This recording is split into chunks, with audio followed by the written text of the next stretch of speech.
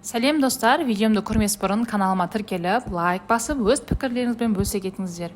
Көптің аузында жүрген плазмалифтик жайында айтатын боламын. Бетке арналған плазмалифтик бұл қандай процедура, инъекцияның әсері қандай, қарсы көрсеткіштері бар ма, сол жайында толық ақпарат білесіздер.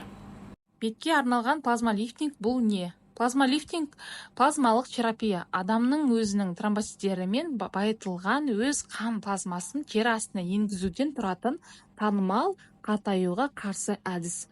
Плазмалифтиктің процедурасын науқастың венасынан қан берудің, одан тромбоциттерінің бай плазмасының бөліп алуды және инъекциялардың көмегімен бұл плазманы бет терісіне терең қабаттарына одан әрі енгізуді қамтиды. Неліктен қан плазмасы бетті жасарту үшін қолданылады? Бұл фракцияның бір қатар ерекше артықшылықтары бар. Біріншісі, плазма адамға қатысты ақуыздардың, гормондардың және майда микроэлементтердің бірегей кешенін болып табылады. Тромбоциттерге бай плазмада терінің жастығын сақтау үшін маңызды жеке коллаген, эластин және басқа құрылымдық заттардың синтезін ынталандыруға көмектесетін өсу факторлары бар. Плазма науқас үшін 100% қатысты биоматериал болып табылады. Ол асқынулар мен ықтимал аллергиялық реакциялардың қаупін тез төмендетеді. Плазмалифтингтің көрсеткіштері мен қарсы көрсеткіштері.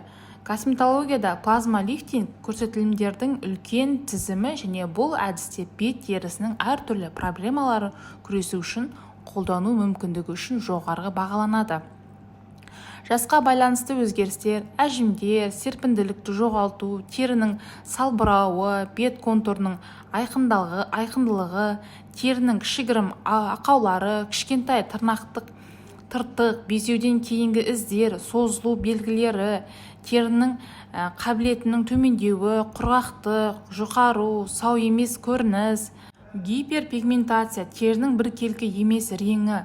Ал достар, сонымен қатар бұл плазмалифтингті кімдерге істеуге болмайды?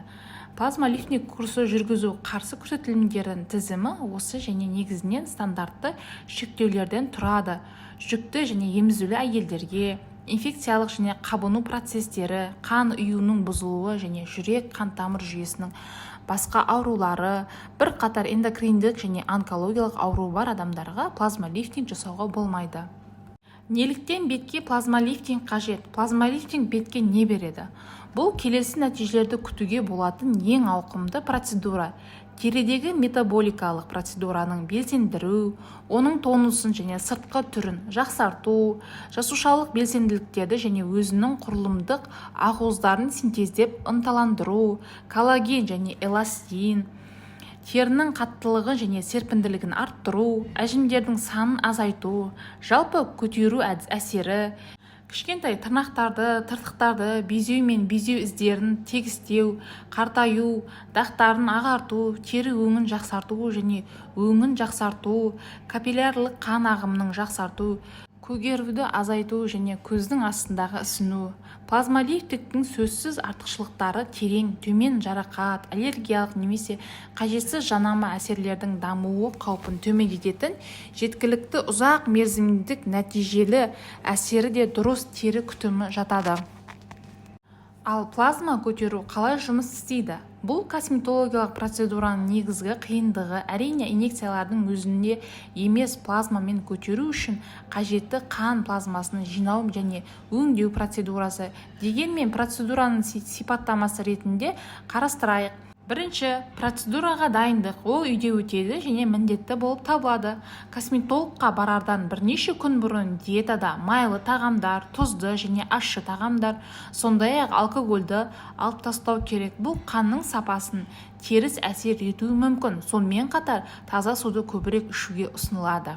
Екінші, бұл венозды қан үлгісі. Қан клиникада плазмалифтинг процедурасының алдына тікелей тапсырылады. Бұл өте маңызды, өйткені плазма негізінде косметологқа препараттар тез нашарлайды және оларды сақтауға немесе тасымалдауға болмайды. Үшінші, центрифугалау. Қанды фракцияларға бөлудің аппараттық процесі. Қанды бар пробиркалардың арнайы центрифугаға салынады, онда тромбоциттерге бай плазма бөлінеді. төртінші, теріні дезинфекциялау. Сонымен бірге косметолог терінің бетін дезинфекциялайды және қажет болған жағдайда анестетик қолданылады. Тікелей инъекциялар. Алынған плазманың бет терісіне арнайы ультра жұқа инелер арқылы енгізіледі. Соңғы кезең тері қайтадан дезинфекцияланады және оның тыныштандыру үшін арнайы агенттер қолданылады. Есіңізде болсын, қалпын келтіру процесі әдетте 3-5 күн қажет, бірақ нақты кезеңі терінің жеке сезімталдығына байланысты. Сәнді косметиканы пайдалануды тоқтату, күн сәулесінен аулақ болу және терінің қызып кетуіне жол бермеу керек. Қалпына келтіру кезеңінде тері күтімі неғұрлым сауатты болса, соғұрлым ұзақ және көзбен көрінетіндей нәтижеге сенуге болады. Ал достар, бүгінгі тақырып сіздерге ұнаған болса, лайк басып, комментарий жазып, өз ойларыңызбен бөлісе кетіңіздер. Сіздер бетке арналған плазмалифтингті қолдандыңыздар ма? Әсері қандай косметологқа қолдандыңыздар?